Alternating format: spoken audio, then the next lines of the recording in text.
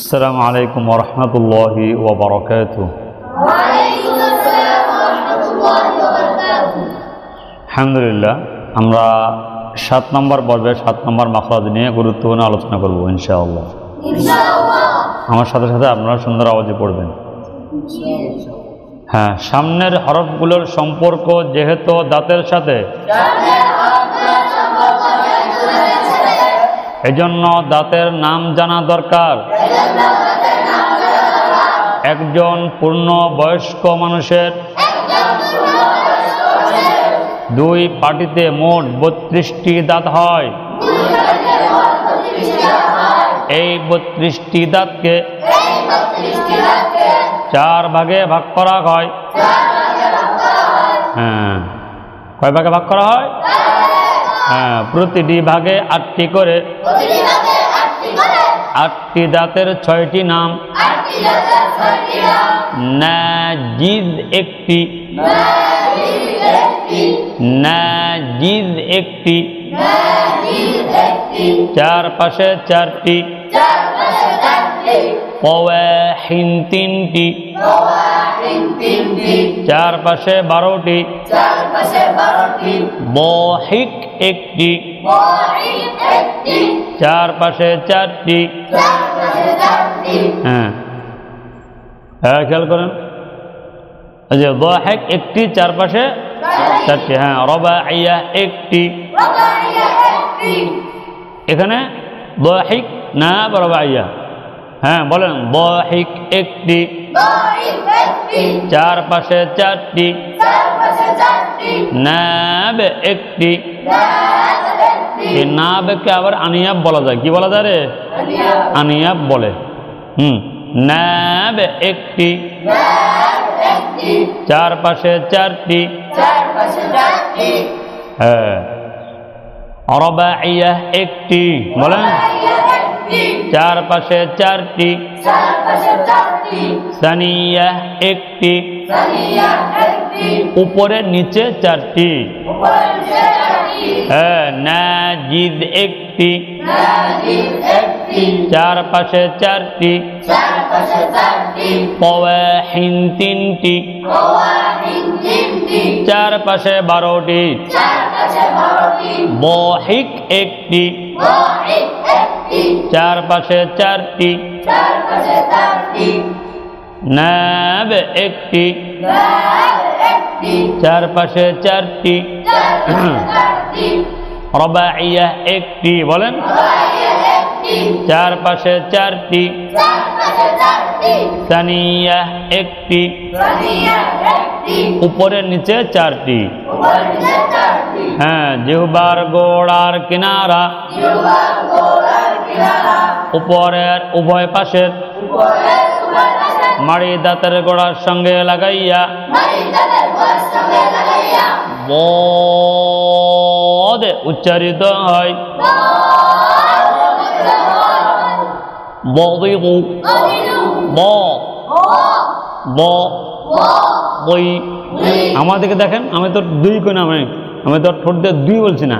বই বই, বু বদিগু, বদিগু, ব এল, ব এল, যাতে মুখ বন্ধ না হয়। অফ কয়ে মুখ বন্ধ হবে না।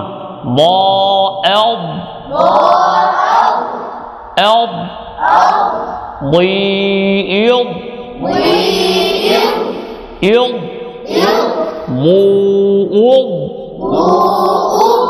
বউদই, বউদই, বলো এল ব, এল বই, এল বু। উদাহরণ, ফি তাদলিল, ইয়াদহাকুন। নিচের পাটিতে যে 16টি দাঁত রয়েছে, শুধুমাত্র সামনের 2টি দাঁত মাখরাজে ব্যবহৃত হয়। মাখরাজে ব্যবহৃত হয়। বাকি 14টি দাঁত মখরজে ব্যবহৃত হয় না, মখরজে ব্যবহৃত হয় না। খাওয়া দাওয়া বা অন্যান্য কাজে ব্যবহৃত হয়। ডান দিকে উপরের 5টি দাঁত এবং বাম দিকে উপরের 5টি দাঁত, এই 10টি দাঁতকে আদরাসে উলিয়া বলে। আদরাসে উলিয়ার গোড়ার সাথে বলেন, জিহ্বার গোড়ার দিকের পাশ লাগাইয়া বদ উচ্চারিত হয়। জিহ্বাকে 4 ভাগে ভাগ করা হয়েছে। জিহ্বাকে কয় ভাগে ভাগ করা আছে? হ্যাঁ, হাফাই লিসান। আসিবের হাফা হচ্ছে হাফ, হা, হাফাই লিসান, ওয়াহরে লিসান, طرفে লিসান, হ্যাঁ, বাতনে লিসান। হ্যাঁ, জিহ্বার গোড়ার 2 পাশকে হাফাই লিসান বলে। জিহ্বার উপরের অংশকে ওয়াহরে লিসান বলে। জিহ্বার সামনের অংশকে তরফে লিসান বলে। আওয়াজ নেই কোনো? জিহ্বার নিচের অংশকে বাতনে লিসান বলে। বাতনে লিসান বলে।